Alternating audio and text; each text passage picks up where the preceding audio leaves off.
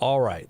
God bless. I'm glad that you guys are all here. It's a great night once again to hang out with you guys. This is just a late night gathering and had a little technical difficulties, but we're all good now. If you notice my voice is not completely in sync, I'll fix that by tomorrow. So anyways, had a little software update.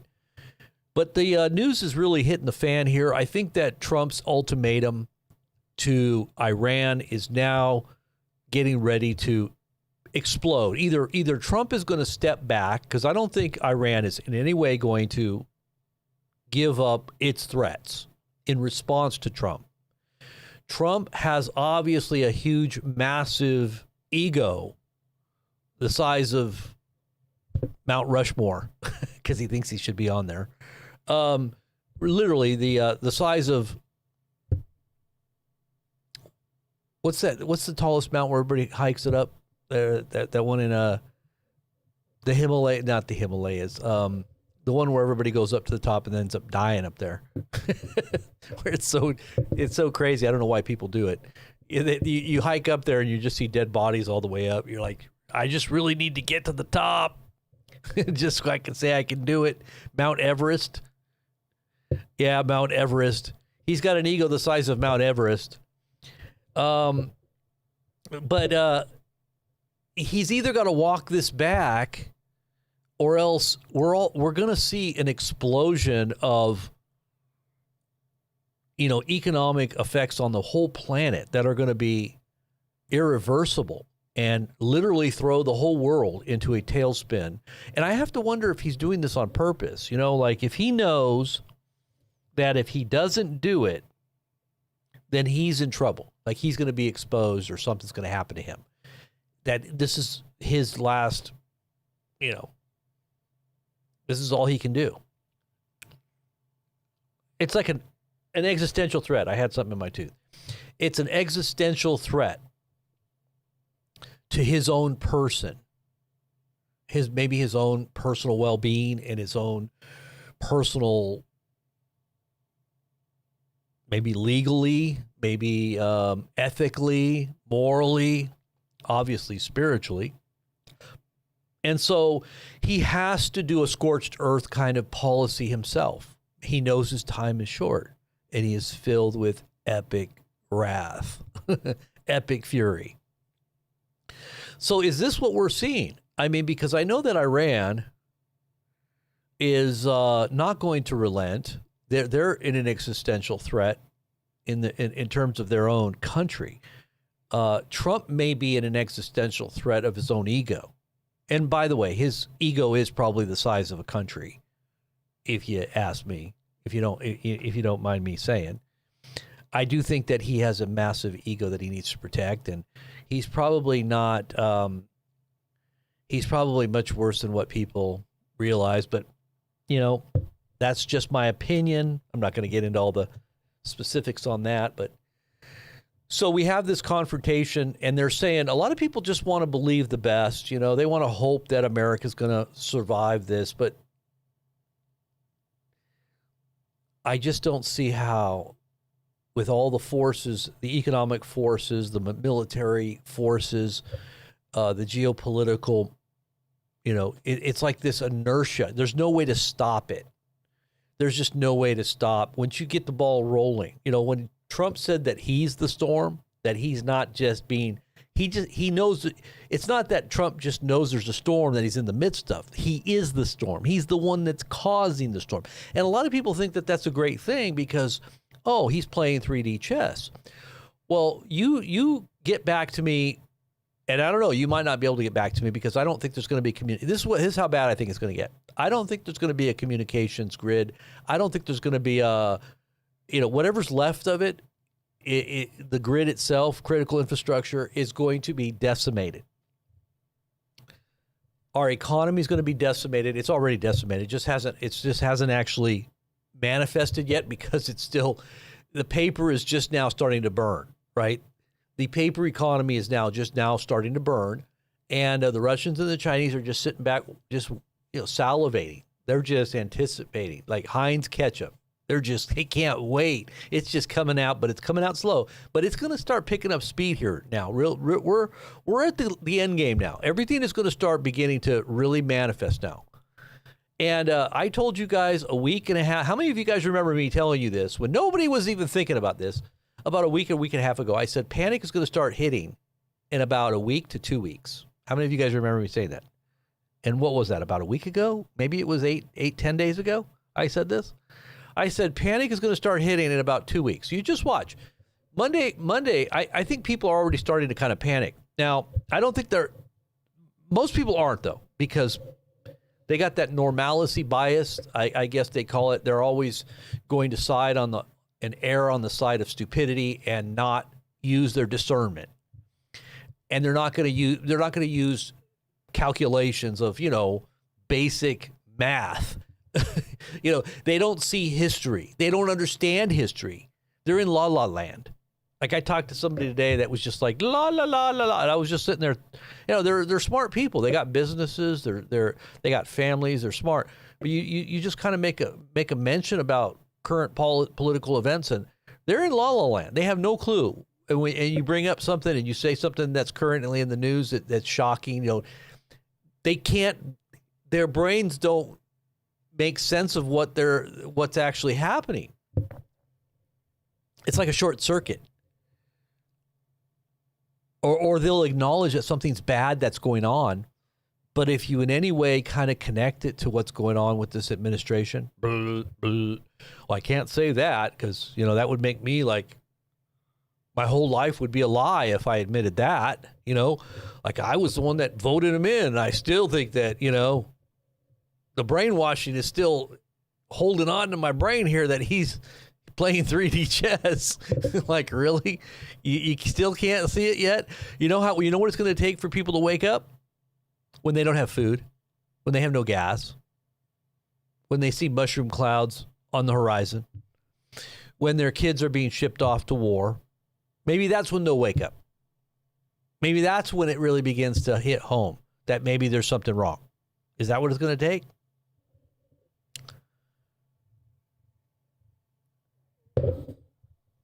Yeah, J-Bar, everybody's got to start growing their own food. You better start growing your own food. You better start learning how to be a farmer. You better start learning how to be self-sustaining and start connecting to other people that are doing the same.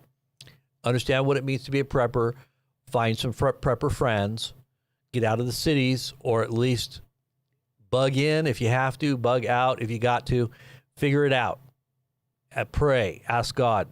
Figure out where you're going to be. Where's the safest place? You better get humble. And don't be prideful and arrogant, because this is it. This is the big one. Elizabeth's probably sleeping, though. But Australia is panicking right now. Australia girl, thank you for letting us know that.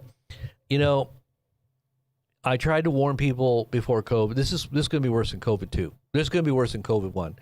This is going to be like COVID. They have all the infrastructure laid out, and I think people in Australia, Australians, how hard they locked you guys down. And I have a feeling that Australia is like a testing ground anyway. But Australia, they're getting ready to lock everything down again. They're going to have people like right now in Southeast Asia, I think they're telling people they can't leave. They shouldn't go anywhere. They got to stay home. What are they talking about? Why? Well, there's no gas. And I think they're afraid that people are going to start looting. When panic sets in, people do desperate things. When you've heard that saying, when people have nothing left to lose, they lose it. When they have nothing left to lose, they lose it. People will do crazy things when they're hungry, or when they don't see a future, or when they're saying that Abraham Lincoln, since 2005, mid-2005, that thing has been having sewage issues. The USS Ford, I think it's the Gerald Ford. Is it the Gerald Ford? The USS Gerald Ford? I think it's the one. The one that they had to bring back to port to fix, supposedly. That thing has been having sewage problems since mid-2005. It is the longest deployment of any aircraft carrier ever since the time of Vietnam, and they have not been back to port or having any leave. Their morale is terrible. I mean, when you've got 400 toilets backed up or not working, and I did a little research on it last night on the toilet situation, but supposedly there was a fire. Now, what I heard is that the sailors set fire on purpose because they wanted that ship to be scuttled and to go back to port. That's what I heard. But the thing's not been working out. Think about it. You got a bunch of guys on a ship, and the thing's always clogged up. And they have to put some kind of an acid down the toilet anytime. I don't even know. But the problem is that they're putting it's a suction vacuum sewage system. It's not gravity. It's a suction. It sucks out at, like, I don't know. I forget what it is. I forget the calculations on how much pressure it is and how fast it sucks out. But what happens is that they use sewage, or they use seawater, and urine calcifies. When it mixes together, it creates some kind of chemical and it calcifies. So then what it does is it cakes up like a rock.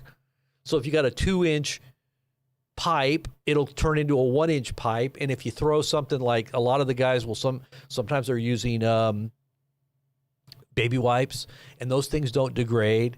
They just become like big cloth clogs in the piping because it catches onto the calcification and it doesn't move, and then everything keeps coming on top of it, and then it backs up.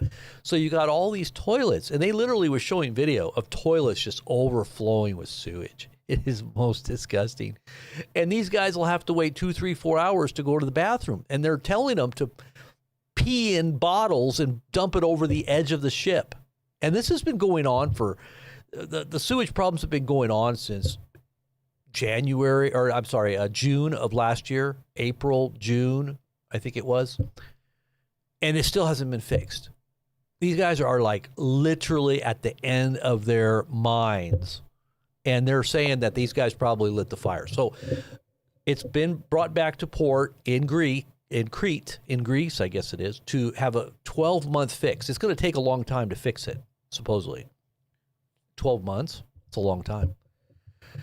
But the Iranians were saying that they hit it with a missile the other day. So what is it? Did it get hit by a missile, or is it really that they set it on fire because they were so pissed off at the government and at the military that these sailors lit the thing on fire so that it would get back to port so they could get out of there? They said the morale on the ship was just so terrible, so low. I mean, can you imagine smelling sewage? And the ship ain't that big. I mean, it is like a little city on the water. But think about it. Anytime you go near a toilet, you're going to probably smell a stench. It's probably going to just make you want to vomit. And who knows how far that smell goes. I would love to have an interview with someone that was on that ship.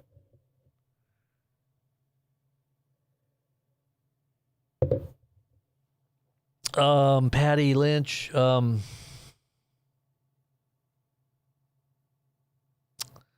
we need to pray for Patty's eyes.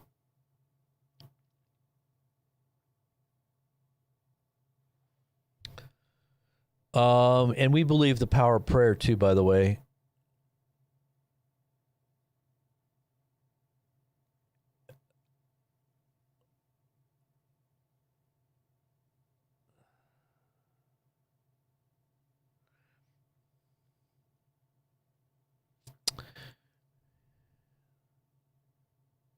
No gas means no work, no food, no travel. Yes.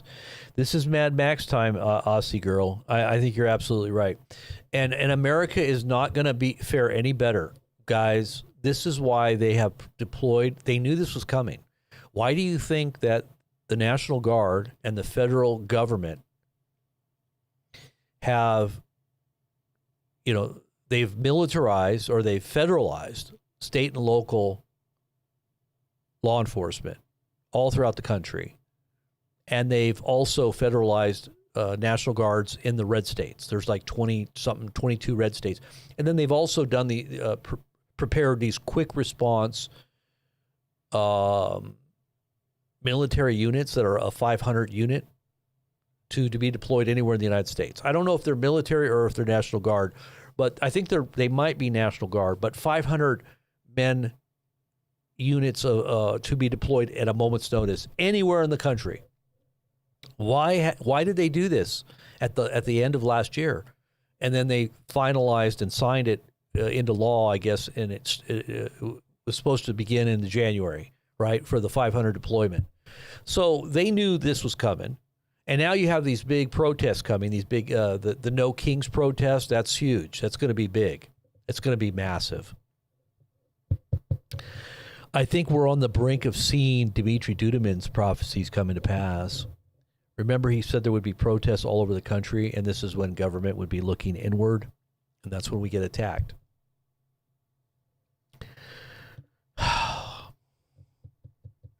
I really think that things are really at the edge right now. How many of you guys think that we're on the brink right now? That this is it? How are the markets going to fare when they open? I know everything's down. I mean, look at Dow futures. I know Brent crude is. See, people still want to hope and believe. I know they want to hope for the best, and I understand that. So the Dow futures are down 170, but just wait until they open. If they're down now, it could be 1,000 points down tomorrow, when they open. Silver and gold, I'm kind of curious what the futures are on that. Silver is down. And I think it just follows the stock market. Gold is really far down.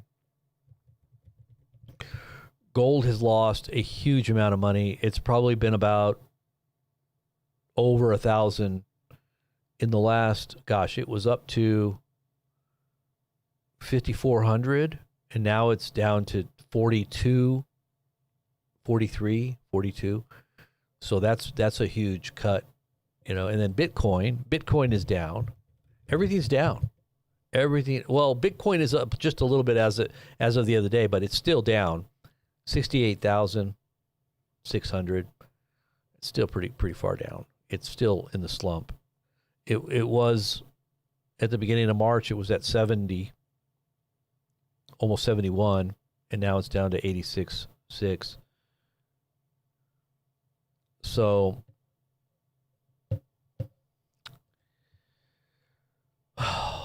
and Brent crude is, it's going back up. Brent crude is at 108 a barrel. So it went up in the last hour.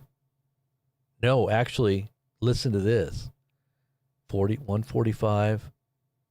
And we're at, so in 45 minutes, something must have happened. In 45 minutes, Brent crude. Okay, so, well, it went up a couple bucks. Okay, I was thinking it was a lot more, but no. So it went up a couple bucks in the last few minutes.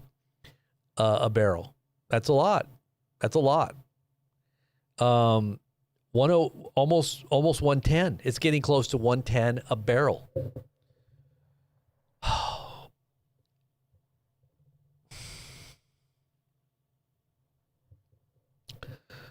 Let's go ahead and look and see what the news is here. Let's just go through some news.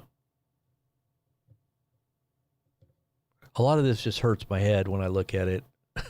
It is just so depressing to see where this is going. I mean, people are going to need, they're going to need a real strong dose of God. Because the hopium is not going to help.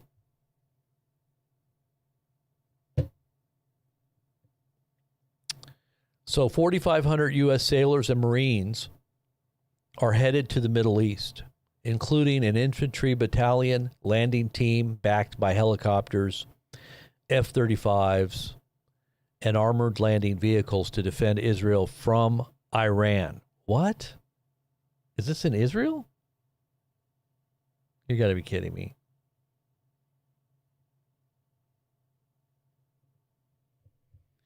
Infantry battalion?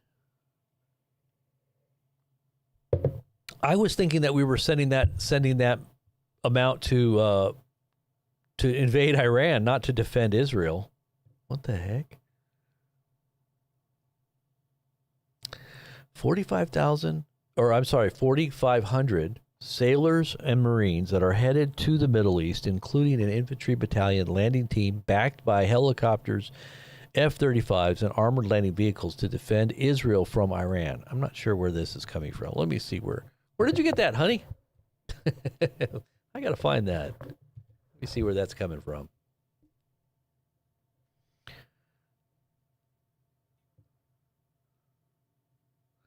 So this is coming from the Washington Post 2 hours ago. The Washington Post. Look at this. Okay, so I can't actually read it because I gotta pay. Okay, so let's use the archive. The archive usually can get us through. Sometimes now they got it so that you can't do it now. It'll archive the stupid page. Hold on. Did it let me see it? Oh, yes, it did. Okay, so let's go ahead and look at this page.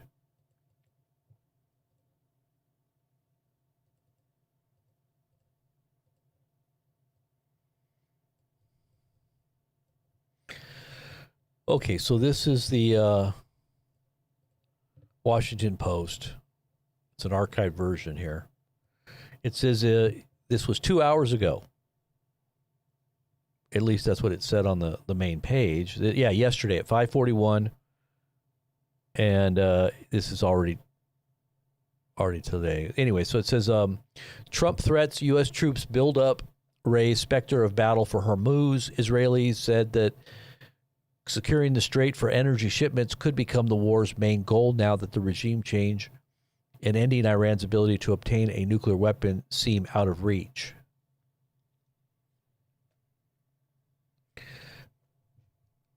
Wow. So now they're just falling back on the whole, we need to just keep the strait open.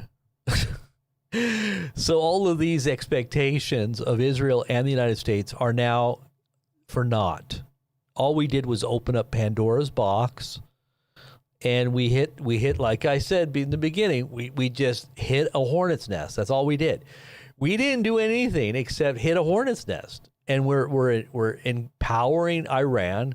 We're empowering China and Russia, and we're weakening our own stupid selves. That's what we just did, and the whole West, and Southeast Asia. We basically are handing Southeast Asia, Eastern Europe to the Chinese and the Russians, and we're just basically shooting ourselves in the foot because now we've got all kinds of discontent. People are up in arms about Trump. I mean, even MAGA people are just spitting mad. I'm just telling you guys. The MAGA people can't see straight. They are so angry right now.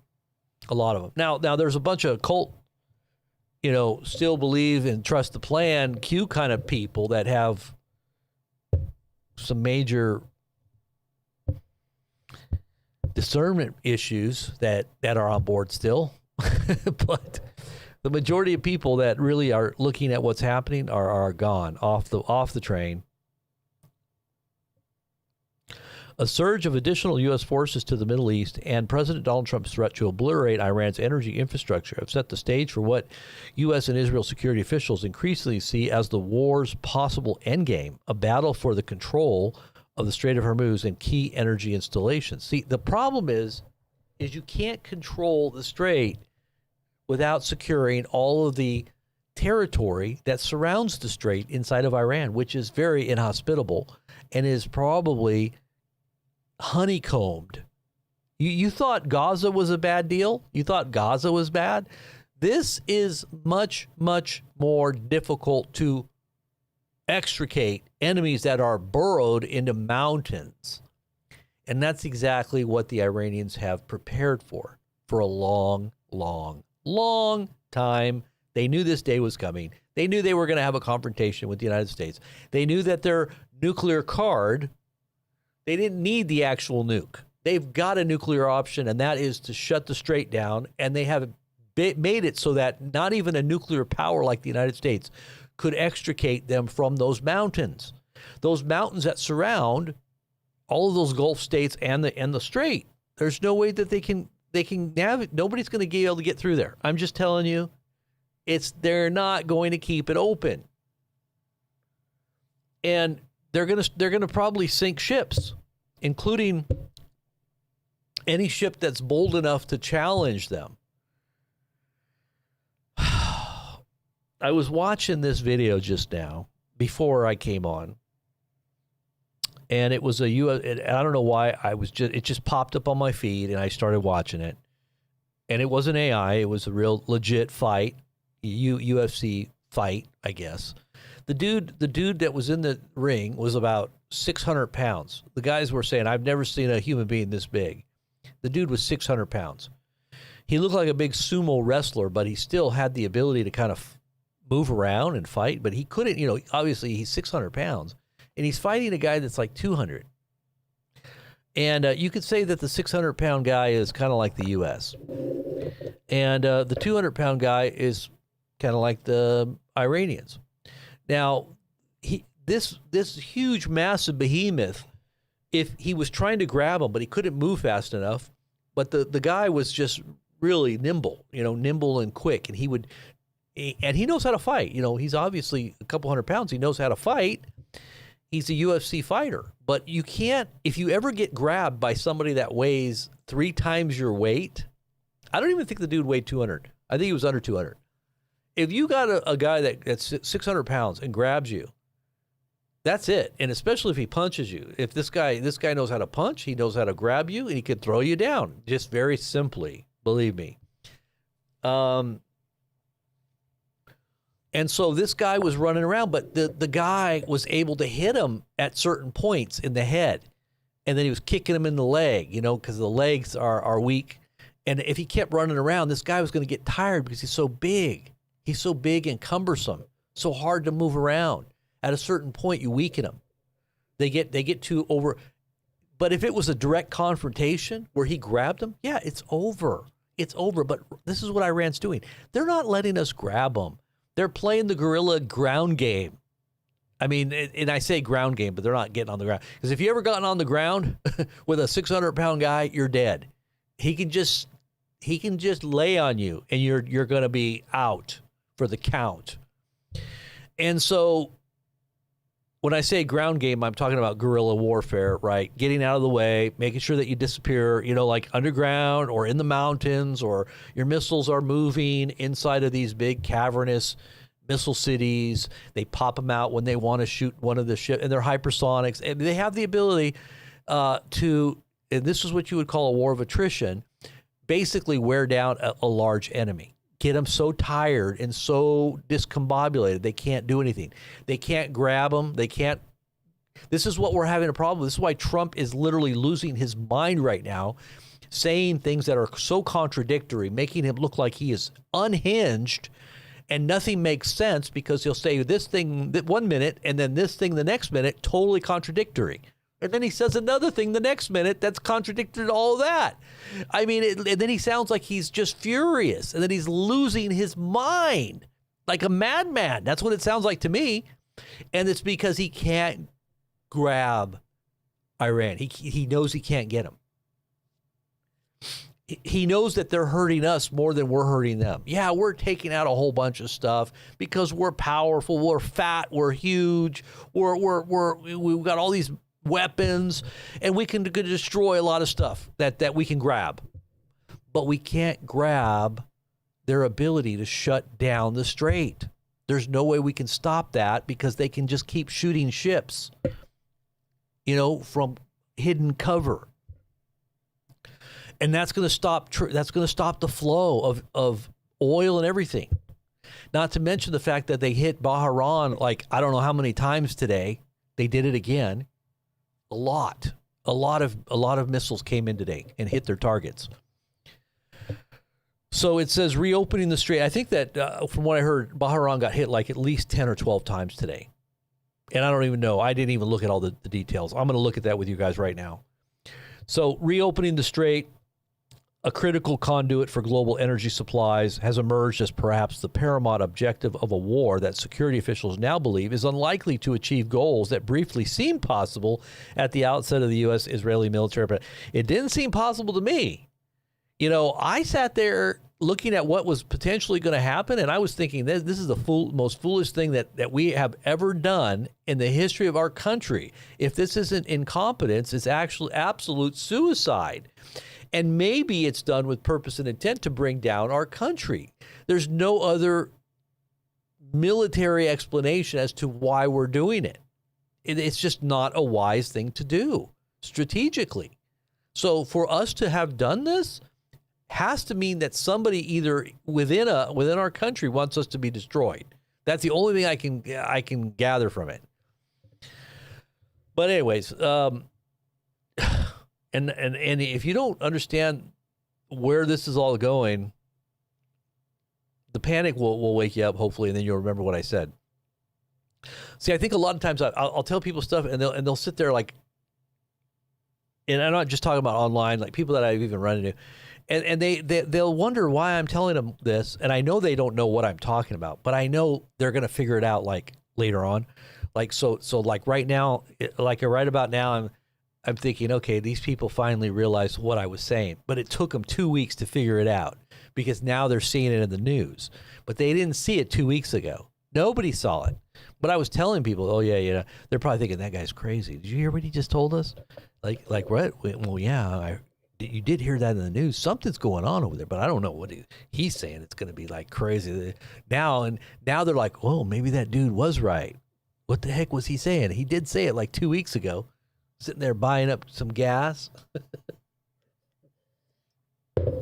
buying gas when it was like $2.70 a gallon. Now it's like $4.50 and it's going to keep going up. I told them it was going to go up. I said, you're going to see gas go up like $5, $6, $7, $10 again. They were probably thinking I was nuts. But you know, when you're way ahead of the game and you're telling people stuff, they're going to think you're crazy. It doesn't matter. Doesn't matter. They'll figure it out. Just make sure that you lock the door behind you.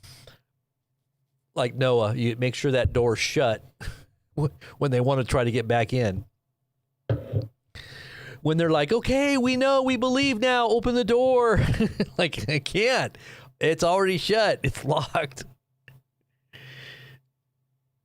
You know, that's the Lord that did it. He's the one that shut the door anyway. The Lord shut it. There's nothing we can do. We can only, you know, we can only just pray and ask God to open people's hearts and minds, right? It says, including the overthrow of Iran's theocratic regime and putting a nuclear weapon permanently out of Tehran's reach. So we can't even do any of this. Like, what did we just do? Like I said, all we did was hit a hornet's nest. That's all we did. For what? To get stung? Is that it? Like 1 million times? That's what's coming. And, you know, Iran's probably like, yeah, this is what we wanted. Yeah, we don't mind if we lost, you know, a bunch of people. As long as we achieve our ultimate goals. And all they did was accentuate the hatred. All they did was bring to the surface everything that we've been subtly stewing over for the last, 50 years, probably more than that.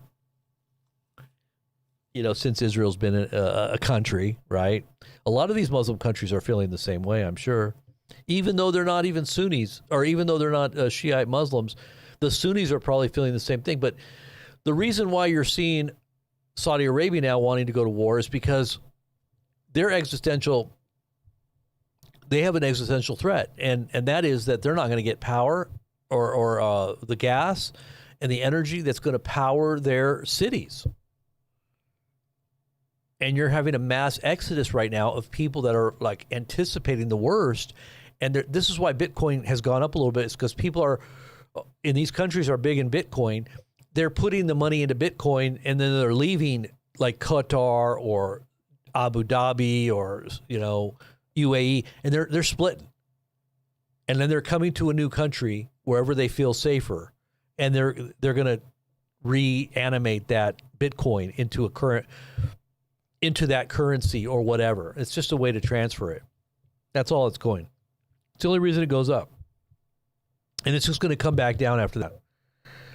After it all hits the fan. And it's really not going up that much anyway. I mean, I would expect once everything really, really does hit the fan, then you're going to see silver and gold going back up. It's going to go back up. And Bitcoin's going to go down. Currencies are going to fail, especially the US dollar. And you're going to see the Dow and everything that's paper connected to America on fire, right? Literally turning to dust. I just think it's going to be bad. It's just like, hey, you know that big giant fighting that little guy? When he comes, have you ever heard that saying, the bigger they are, the harder they fall?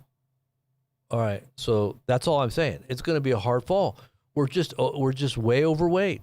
We're way overweight. And we may think we're bad. We're bad. We're bad. Nobody can mess with us. We're America, you know. But I always like that saying of Tyson, when you don't always have... You always got a plan until you get punched in the jaw. And life just has a way of doing that, doesn't it? History tells you that. When nations get punched in the jaw, that's it. You know.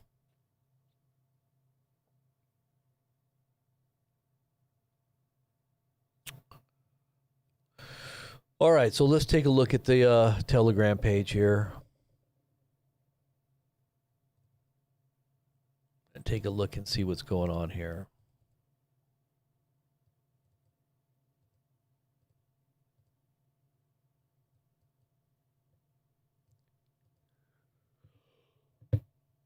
Okay, let's see. We'll just kind of go there. Megyn Kelly is now claiming that President Trump received hundreds of millions of dollars from Israeli donor Miriam Adelson to push the U.S. towards war with Iran. Now, think about this. Because he is such a monetizing president, I mean, that's why I was so disgusted with not only his monetization of the primaries and his, you know, in his preparation to become president. And then once he actually was inaugurated, that whole meme coin scam, which was just completely the most criminal thing I could ever imagine being done right out in the open with what they call scam coins, and how many billions of dollars he made off of that. And then on top of that, there's all kinds of backdoor deals going on with his own family with the presidency. And you know that he's milking it for everything that it's worth. I mean, you know, getting $500 million plane from Qatar. I mean, you know, there's one thing after another. I'm just going to tell you, there's so much more that we don't see. But this Adelson thing,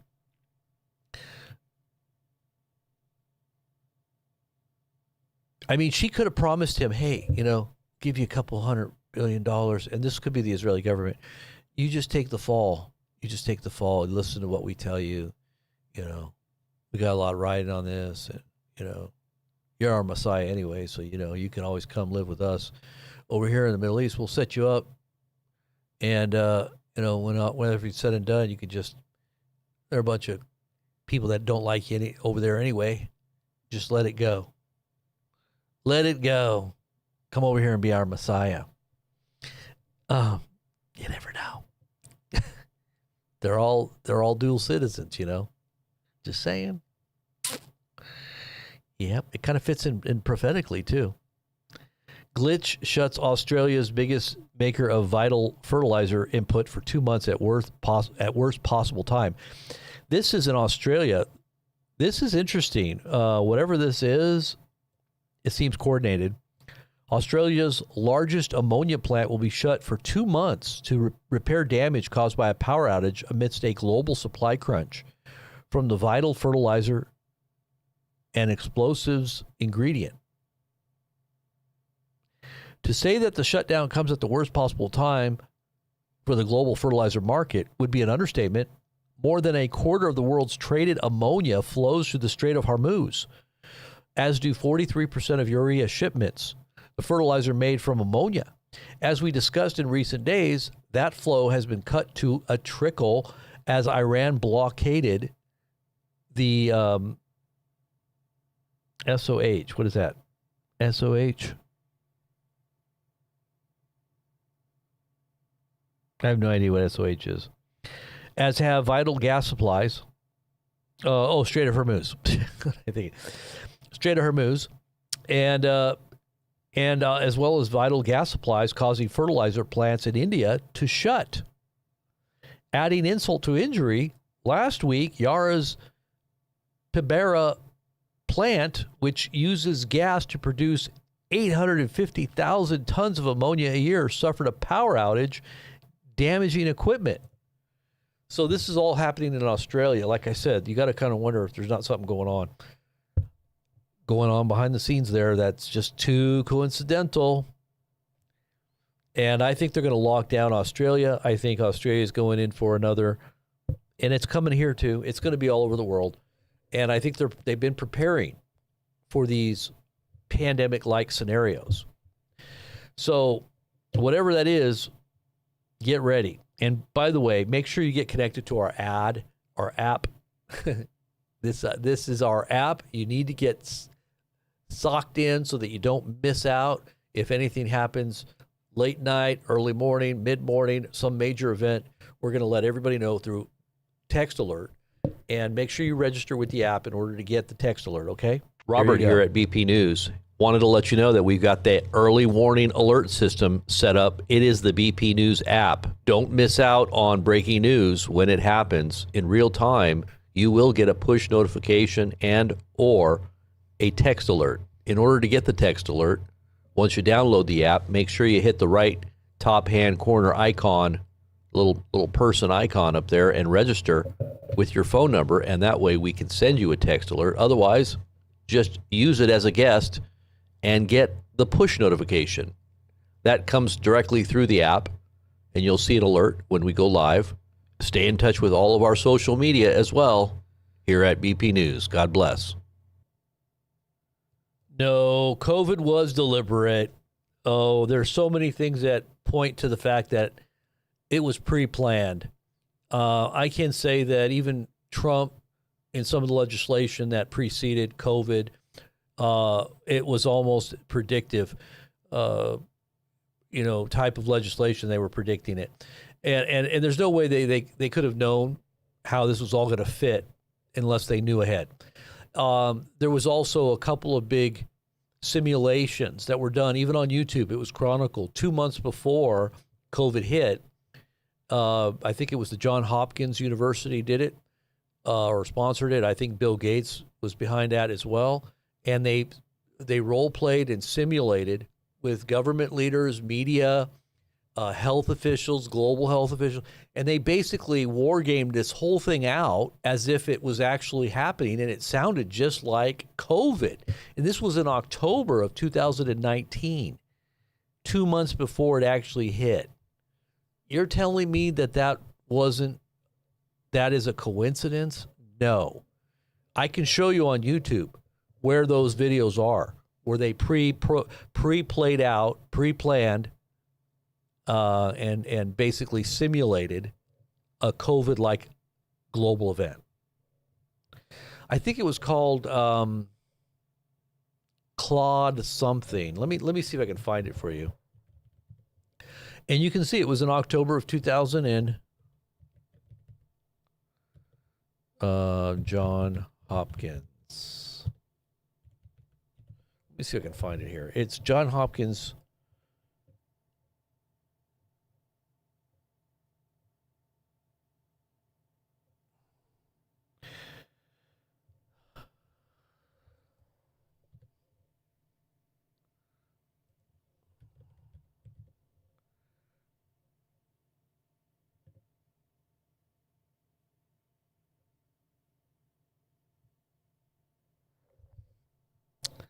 It was connected to Johns Hopkins. Was it medicine? No, it was Center for Security Health. Here it is. Event 201. This was it. Event 201, Johns Hopkins Center for Security. And if you go and you search out, here, I'll show you where it's at so you can see this. If you go over, I'll post a link for those who are wanting to do a little research on this.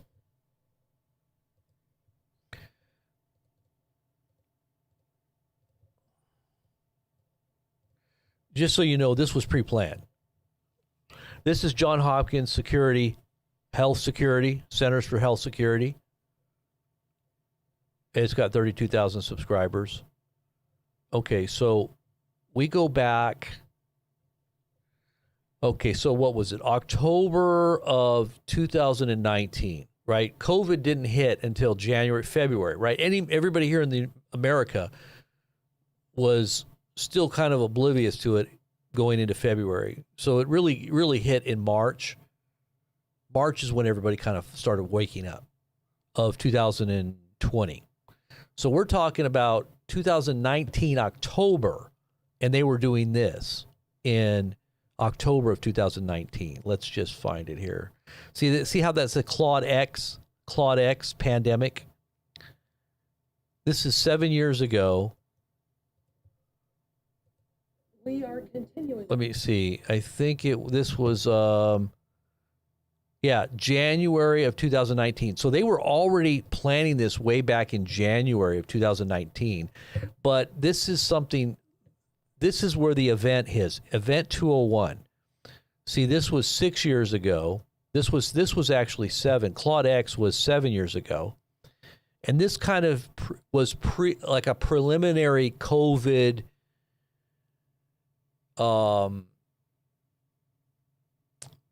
pandemic simulation. This was pre-simulated. This was the real simulation here, 2001 or 201, event 201. So this was 6 years ago. And if you look here, I'll show you really quick, just so you know. Right here is November. See here, November. You can see the date there, November 4th, 2019.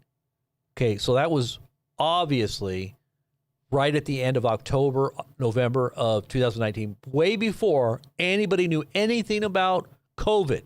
Even in China, they didn't know about COVID. But it was only a month or two away from when China realized that there was something going on. And all these people were flying all over the world from China in their new year. Their new year was coming, and they were going to be flying everywhere with this virus to take it to the world. They were going to be viral evangelists, going to take it to the world. And we were letting them come in. But look you see how their comments are turned off?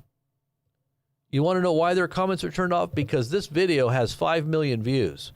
And you know how many people are pissed off about this video? They don't care. They don't want nobody to talk about this. Let's see if their other videos have their comments. Yeah, they're all comments are all turned off. But I just want you to look at this. This is just one exercise. 2 months before, you can sit and watch. There's like 3 or 4 of these types of videos. But I want you just to kind of get a taste of how they knew what was coming.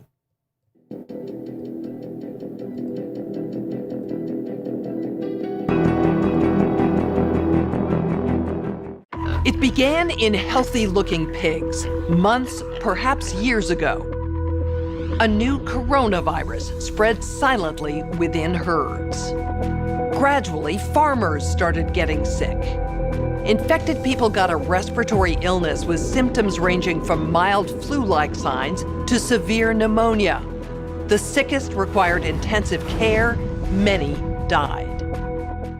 Experts agree unless it is quickly controlled, it could lead to a severe pandemic, an outbreak that circles the globe and affects people everywhere.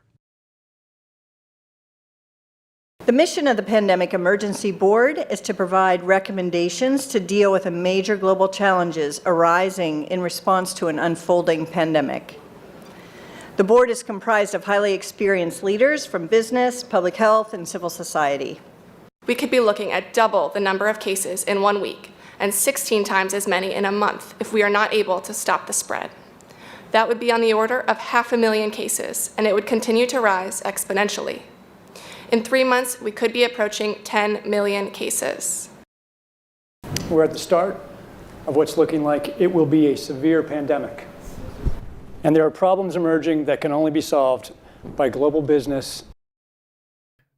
Now, really quickly, if you didn't know this on 9/11, when the buildings were being hit by these commandeered jets, that there was a simulated drill that was happening that very morning, a simulated drill with military jets in the air following what they said was a simulated attack on buildings from commandeered airplanes. And this was actually happening while the planes were hitting the buildings. And then the jet pilots, you can hear some of the footage where the jet pilots are like being told that they needed to scramble and they needed to follow these other jets. And they're like, is this real world? They couldn't believe what they were hearing, that what they were actually doing was actually happening. And they always say drills actually lead to real world events many times because it's actually part of the plan. So is this a coincidence that this was happening just 2 months before? Listen to the specific details of how it just seemed to coincide perfectly with the whole scenario of what happened with COVID. And governments working together.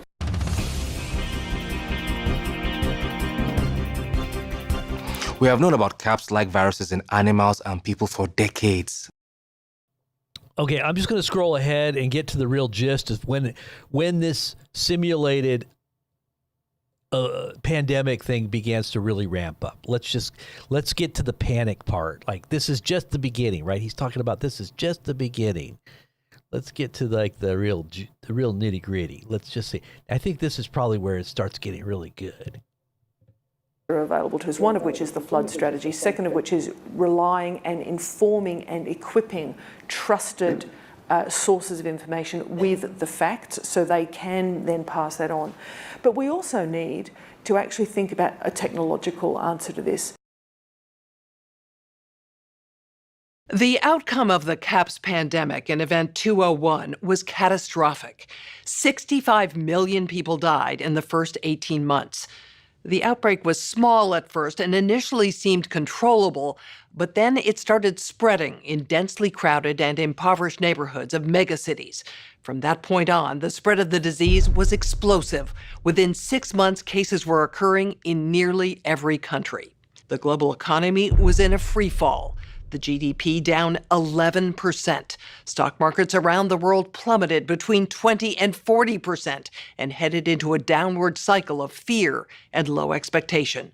Businesses were not borrowing, banks were not lending. Everyone was just hoping to hunker down and weather the storm. Economists say the economic turmoil caused by such a pandemic will last for years, perhaps a decade. The societal impacts, the loss of faith in government, the distrust of news, and the breakdown of social cohesion could last even longer. We have to ask, did this need to be so bad? Are there things we could have done in the 5 to 10 years leading up to the pandemic that would have lessened the catastrophic consequences? We believe the answer is yes. So, are we, as a global community, now finally ready to do the hard work needed to prepare for the next pandemic?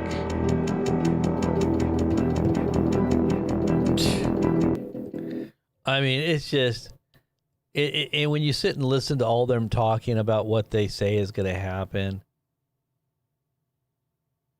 it's just absolutely crazy how they knew. It was like they knew everything was the way it was going to happen, how it was going to unfold. And, you know, you've got all these different players involved here.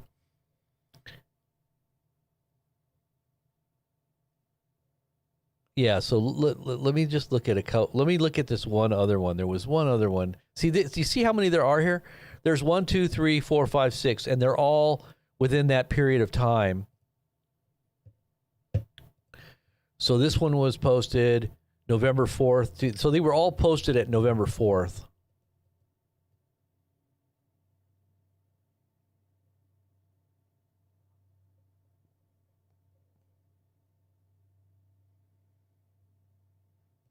Yeah. What do you guys think about that? Now, I think the same thing is happening right now with this war. This war thing. That's what's happening right now. Same thing. They're doing this is all pre-planned. For That's why more of this, I try to tell people this is all pre-planned. Let's just take a listen here. Let me just and see. minority populations has been increasing. A recent riot highlights the real danger in these posts.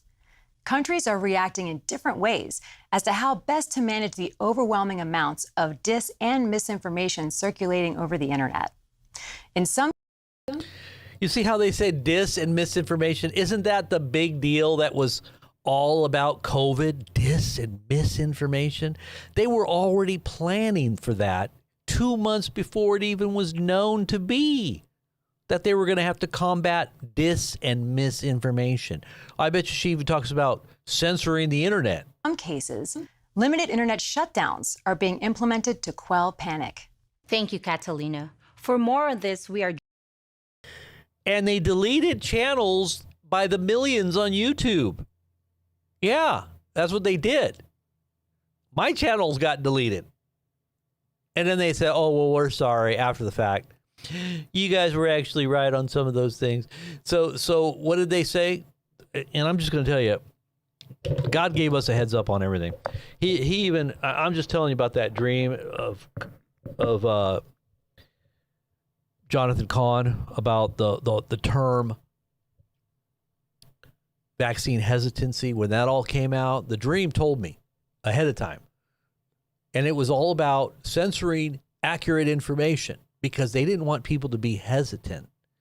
They wanted everybody to take it, even though it was not verified, even though there was no understanding of what was in it or whether it could kill you or not, because it was an emergency use authorization.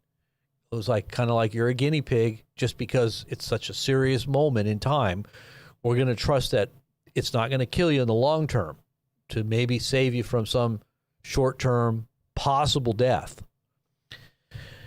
And they're going to inoculate half the population on planet Earth, hoping that there's not any long-term effects because they haven't been able to test them. Trump is going to say that it was the greatest miracle on God's green earth because he got it pushed through in just months, which should have taken 4 or 5 years of clinical tests. Because you don't just push something like that through. Because what happens if something does mutate or some terrible event happens where they didn't foresee and it starts killing people, which it did in all the animals when they tested it on. So why wouldn't it kill people? Well, that's what's happening. You're still seeing people dying to this very day. All these strange, weird clots. They're pulling out these big, long, fibrous things out of people's veins when they try to embalm them. I mean, you just got to wonder. They knew all this. I'm telling you, they knew all this was coming. Where is that one lady? I want to see that one lady. I always like when they had the news reports. The news reports when they say, oh my God, it's like exactly like what they were saying in the news. How did they know? It was just only a couple months away. Here she is. Let's listen to this lady again. She's just like, she just knows what she's talking about. In the first 18 months. The outbreak was small at first and initially seemed controllable, but then it started spreading in densely crowded and impoverished neighborhoods of megacities. Oh, we already heard that one. What am I doing? And then this Claude X one, this was another one that they did. This was a different simulation here. This is probably for what we're starting to see now. Look, but you see that? 5 million views. This one right here got 5 million views. Unbelievable.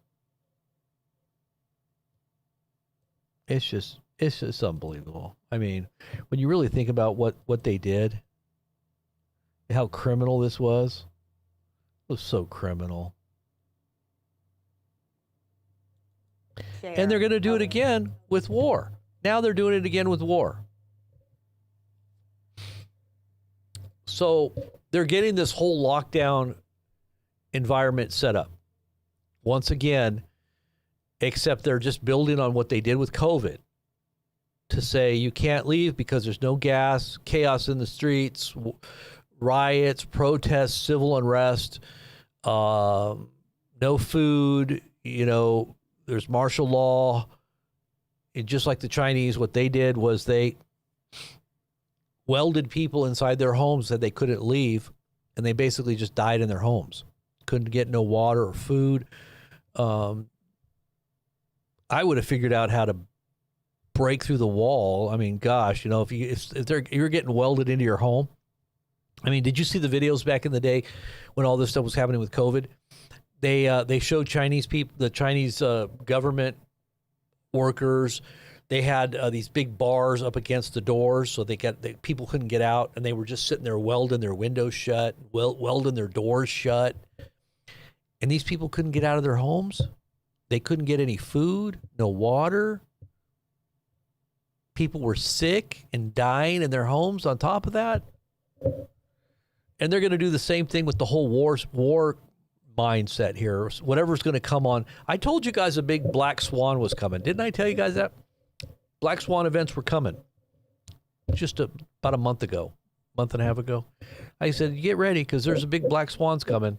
There's going to be a few of them at the same time. This is a black swan. We have no idea how this is going to play out, but it's going to be bad. And it's going to be worse than 2020. And it's going to affect the markets. It's going to affect everything. Supply chain. You thought, like I said, you thought 2020 was bad. You thought 2021 was bad. Well, supply chain was cut off and you couldn't get stuff. That's why I told you, go get your food. Go stock up. Get yourself ready.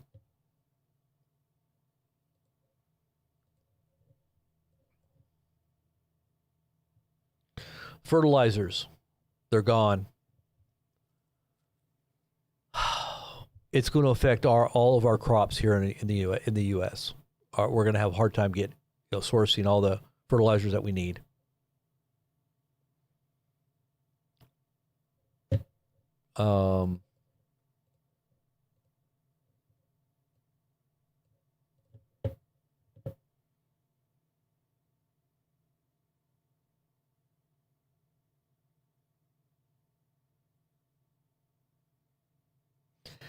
And we're basically threatening to destroy the whole country in Iran, including civilians, by destroying their power grid.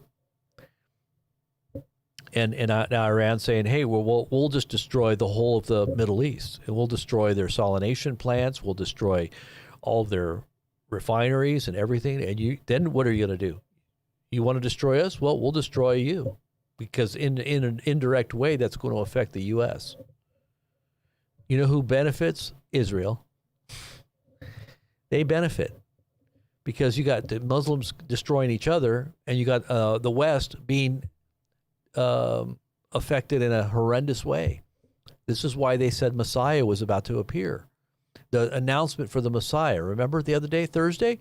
And what did Netanyahu do? He announced and he spoke about Jesus being subject to Genghis Khan. And who's Genghis Khan in his illustration?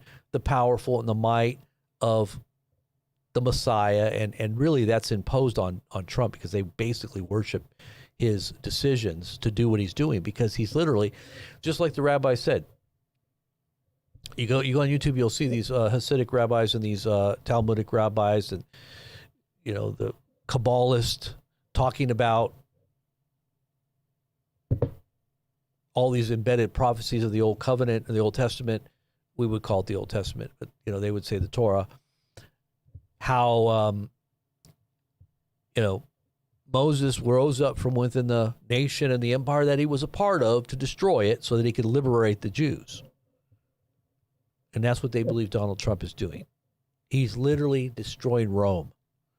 He's reconciling, as Esau, with his brother in the end time revival of the empire of Israel, right?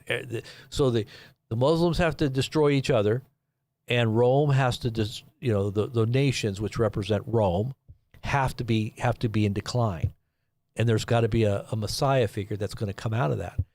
Now Jesus said, "I come in my Father's name, and you didn't receive me, but there's one that's going to come in his own name, and him you will receive, and he will receive them, but it will be a deception, and he will turn and betray in the end, to ultimately culminate the whole age with those end time wars." And the only one that really is liberated and that is saved in that last moment in time, and everybody's always like, oh, it's the Jews, it's the Jews. Well, it's the chosen people of God, whoever they are, Jew or Gentile. The times of the Gentiles has come of age. It has come to fulfillment. The Lord has chosen, when it says in the New Testament, you are a chosen generation, a royal priesthood, he's talking about Gentiles and Jews who have received Christ, that have received the Messiah. The majority of the nation that represented Judaism at the time rejected Jesus.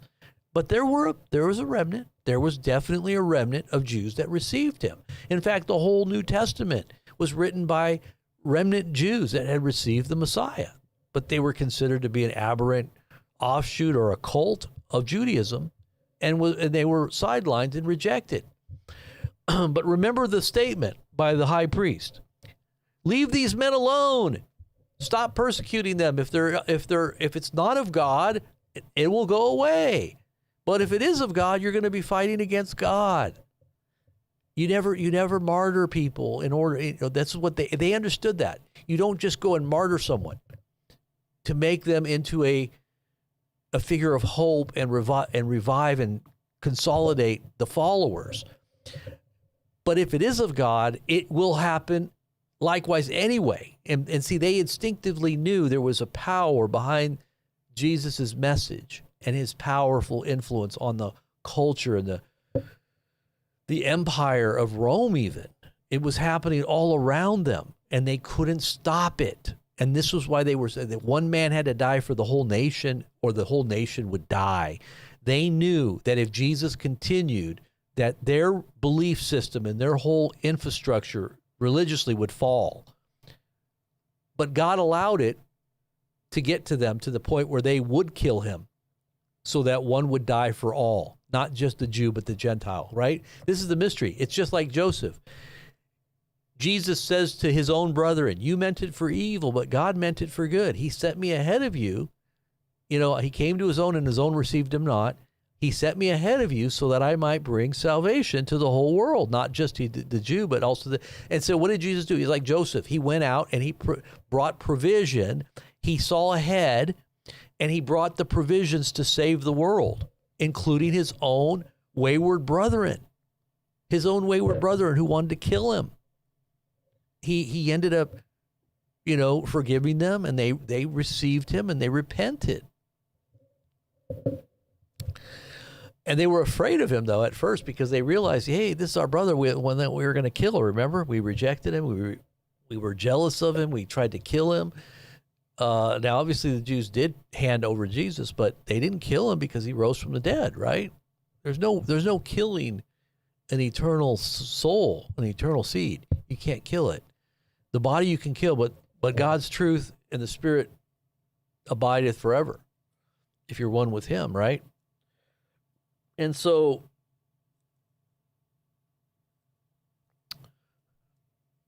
that's what's happening right now. This whole conflict is all about spiritual warfare, about the reality of what's happening in the spirit realm. It's happening with the Muslims and the Jews and the Christians are all aware something big spiritually, historic is happening. It is defining who the God of heaven truly is. That's what's happening right now. Is God is making it very clear to the whole world who he really is in this moment. How many of you guys believe that? Worldwide caution, security alert. The Department of State advises Americans worldwide to exercise increased caution. Japan's Nikkei 225 stock market futures fall 4% after Iran threatens to completely close the Strait of Hormuz. Let's see what, I'm kind of curious what their stock market is doing right now. Let's see.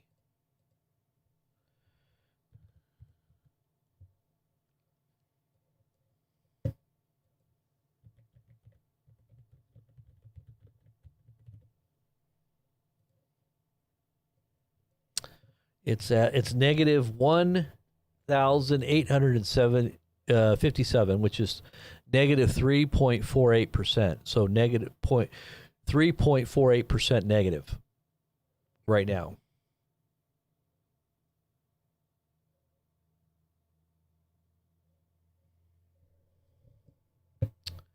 Wow, that's pretty crazy.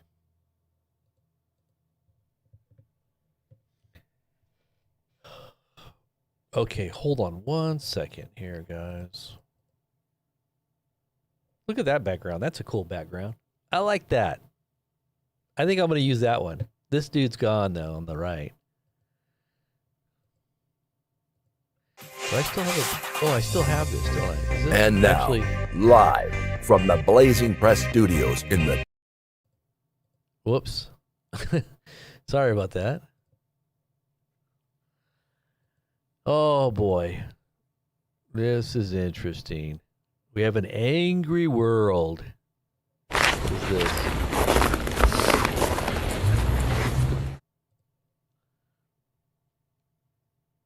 Sorry about that.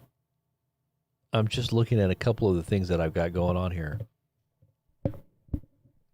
Hold on one second, okay, guys? 1 second. Give me 30 seconds.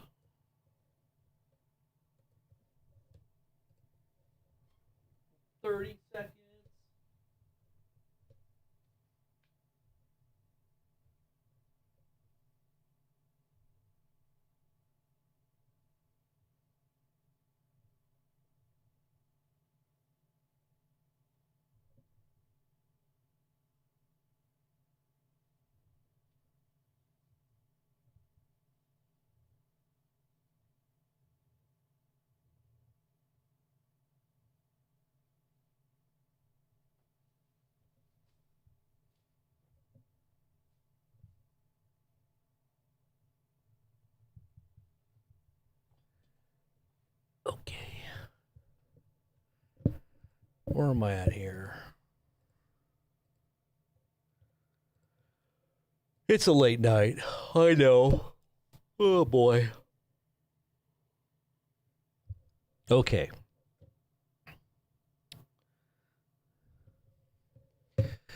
All right, let's see what else we got here. I got a few other things that we could probably talk about here.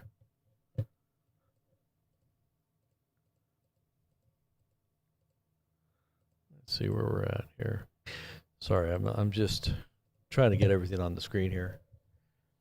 There's a huge amount of heat coming on the country right now, and they're saying it's like the Dust Bowl during the time of the Dust Bowl. It's even worse. A massive amount of heat. You got to wonder what's going on here.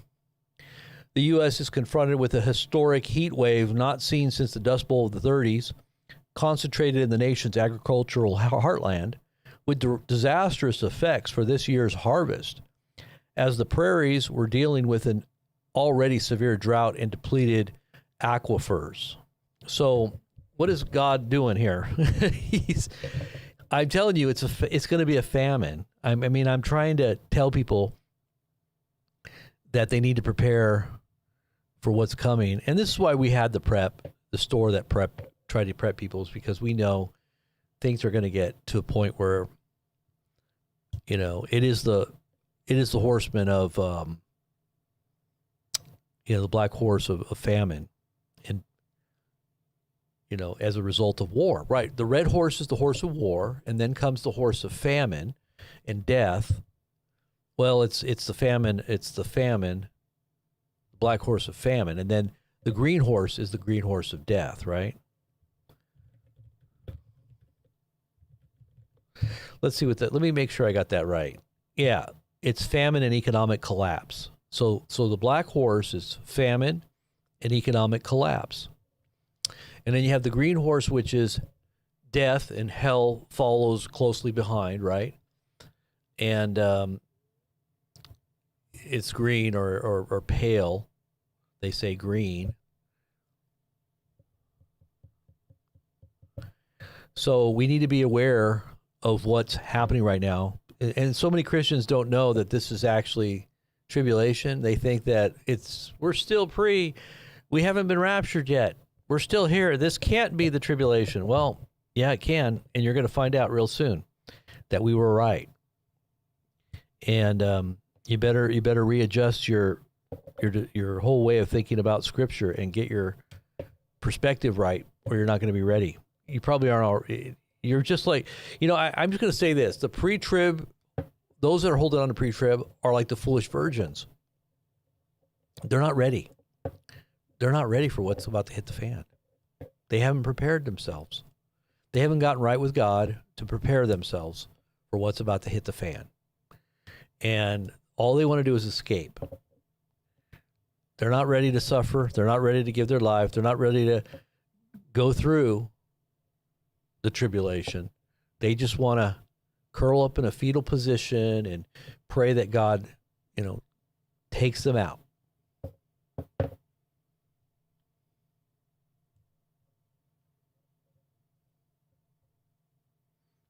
Doesn't that look angry? Look at that. That looks angry. Historic heat wave now hitting the West Coast. Huge amount of heat. I talked to my dad. He said it was like 85 degrees in Cali. Unprecedented temperatures. Getting close to 90. We're still in March. Usually you don't have temperatures that high in March, especially kind of toward the Bay Area, in the middle part, up the northern part of the state.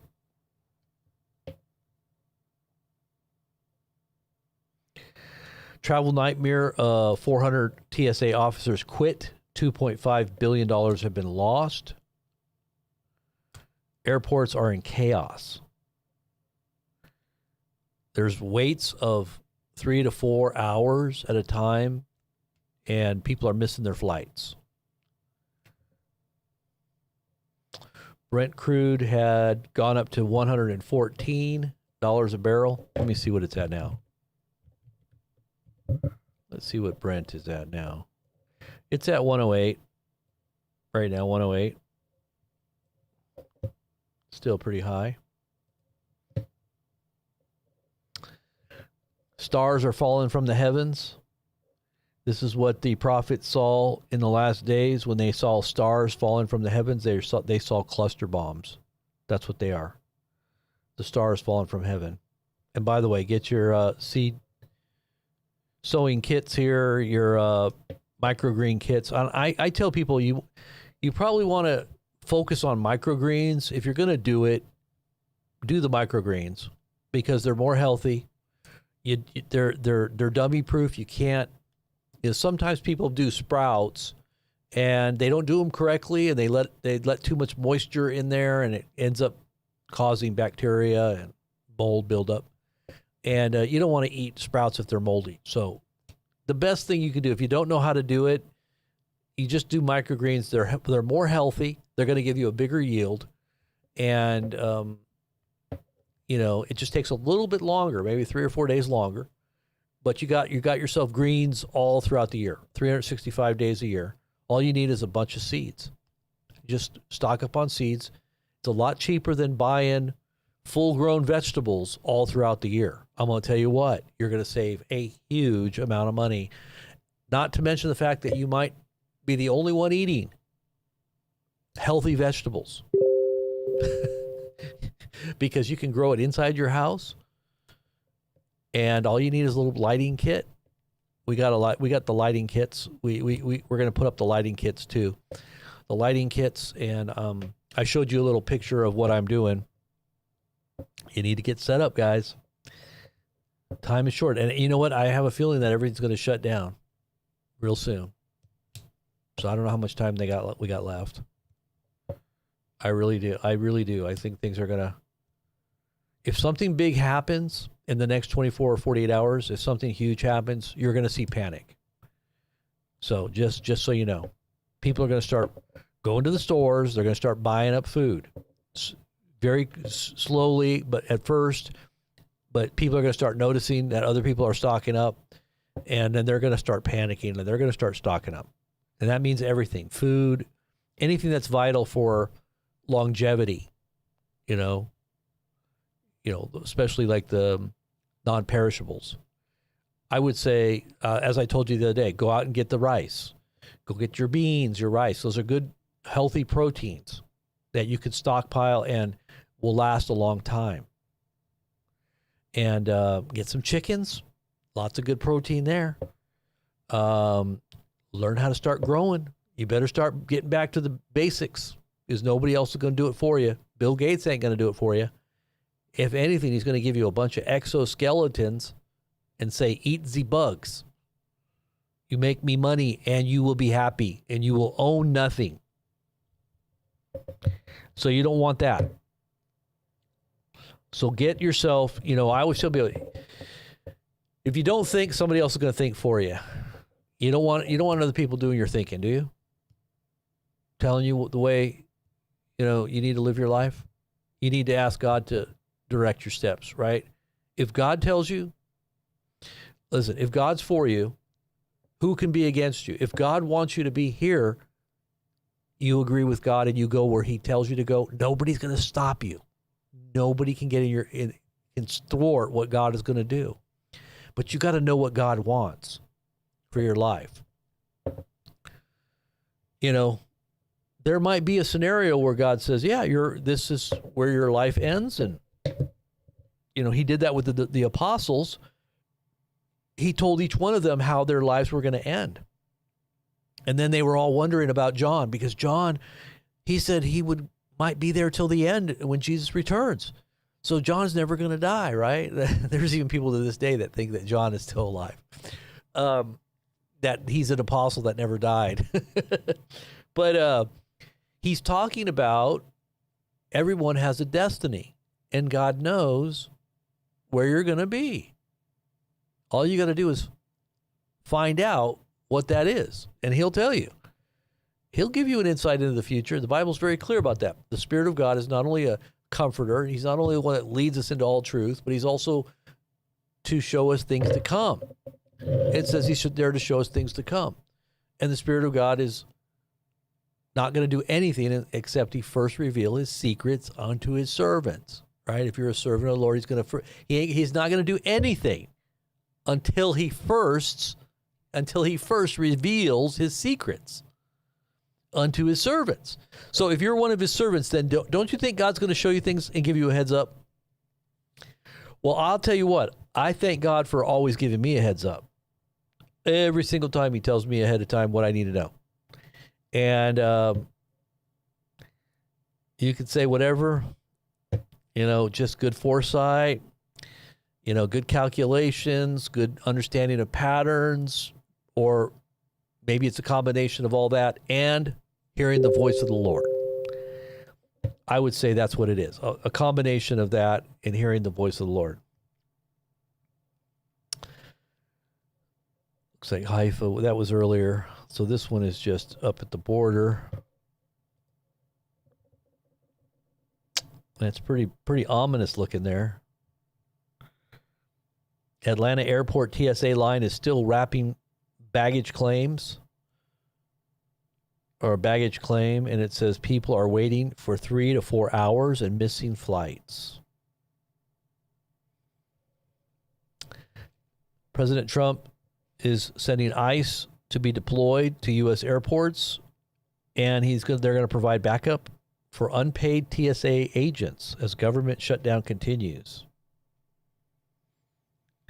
Cuba's Deputy Foreign Minister, Carlos Fernandez, says that the country's military is preparing for the possibility of military aggression. Oh, so they're going to fight the U.S. too? Really? Our military is always prepared, and in fact, it is preparing these days for the possibility of military aggression. We would be naive looking at what's happening around the world, if we did not do that, we truly hope that it doesn't occur. We don't see why it would have to occur, and we find no justification whatsoever. Our military is prepared. Havana communists see writing on the wall after Trump's Iran bombing. That's what Zero Hedge says. Oh, they're gonna try to extend out death to America by 1 million cuts.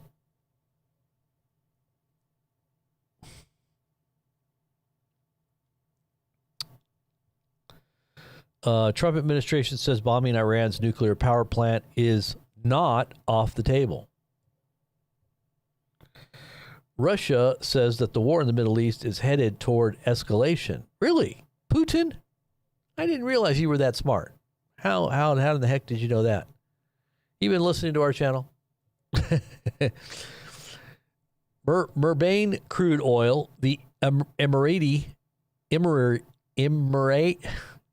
that's the Emirates. Emirate standard oil price. That's the Murban crude oil. It's now being traded at almost $150 a barrel.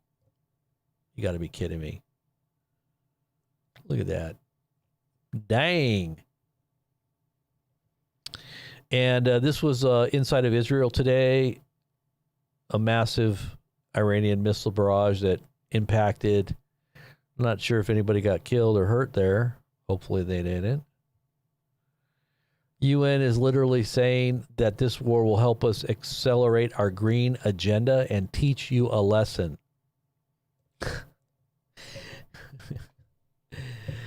This is what they said. The disruption to energy markets caused by the Iran war is a lesson on the risks of relying on fossil fuels, which should drive governments to wean their economies off of oil and gas faster. That's like saying that the emissions that are causing climate change, it's not just our airplanes cloud seeding and, doing what they call geoengineering, right, of our atmosphere. It's literally global warming because of your carbon emissions. You terrible people are making too much carbon, and you're going to find out that you're not going to have cows or anything to eat, so we're going to make bugs for you to eat, and soy, so you turn into women. We're gonna give you soy and bugs. How's that? Is that good? You're going to feel better about that? And then you won't even have anything to worry about because you won't have a job. We're going to have a smart city for you, irradiate you with 6G every day of your life. Just sit in your little cubicle in your smart city and eat bugs. How do you think people are going to like that? And this is a lesson for you. If you keep going down this road, you're going to be living in a van down by the river.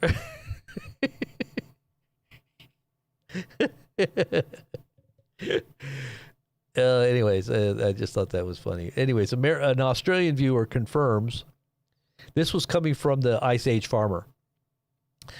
So an Australian viewer told the Ice Age farmer that BP, I'm guessing that's that petroleum company, instructed their contracted fuel wholesalers to limit customer orders, that is gas stations, to 50%. And there's a source. You can go to the actual website and see that. Mainstream media then told everyone to go fuel up before prices go up.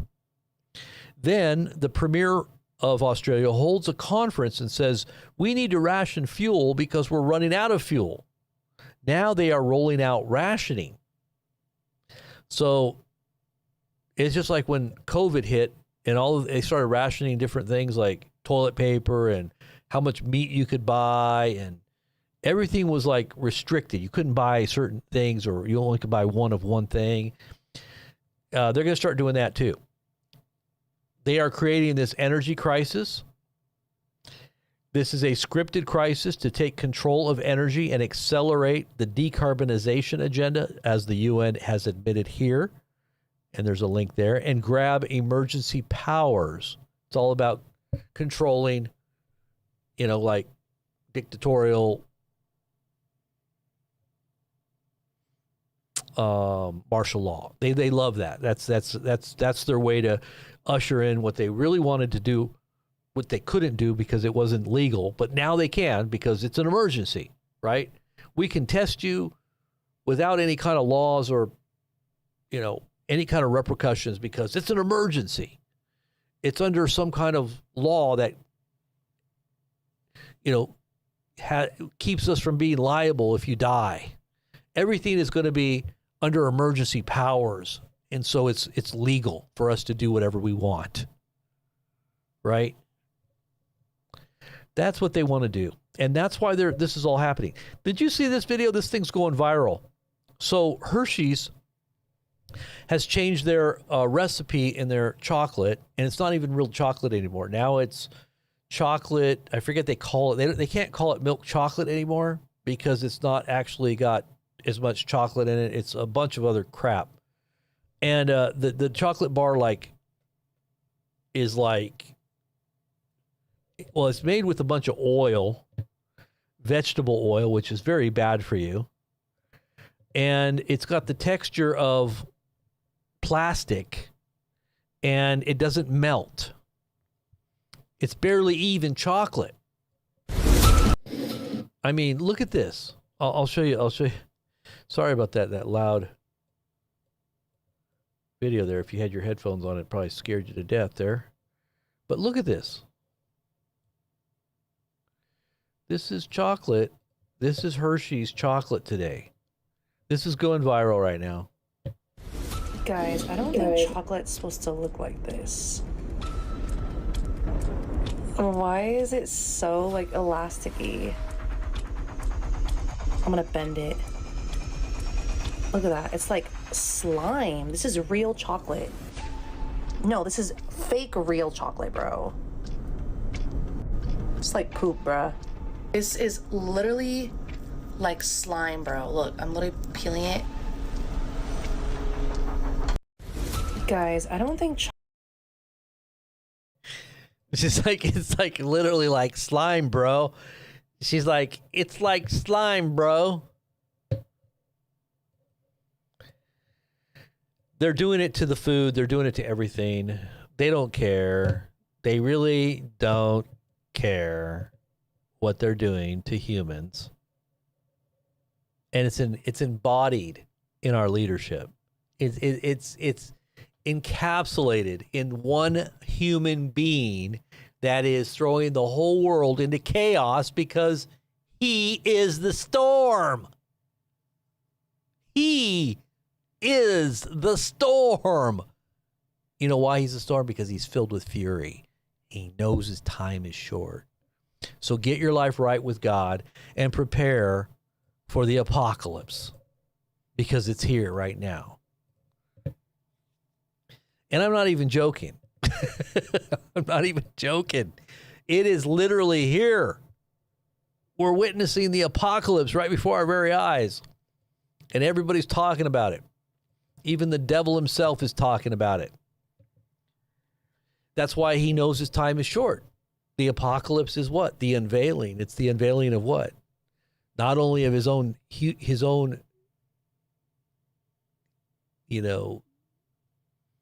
despicable nature. What does it say? Vile nature. It's not only the unveiling of his vile nature and his person, who he really is, but it's also the unveiling of the coming and the return of Christ himself.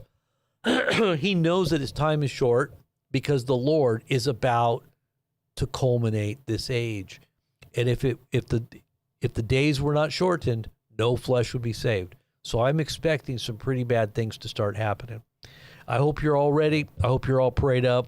I hope you're looking up, for your redemption is drawing nigh. How many of you guys are looking up and praying and are prayed up? How many of you are prayed up? I hope you're prayed up. Get yourself prayed up and stock up while you're still here. Whatever time you have left, you still want to eat, don't you? Stock up. Amen. God bless. Love you all. Get wild rice. What about jasmine rice? Wild rice is good. I like wild rice, but it's expensive too.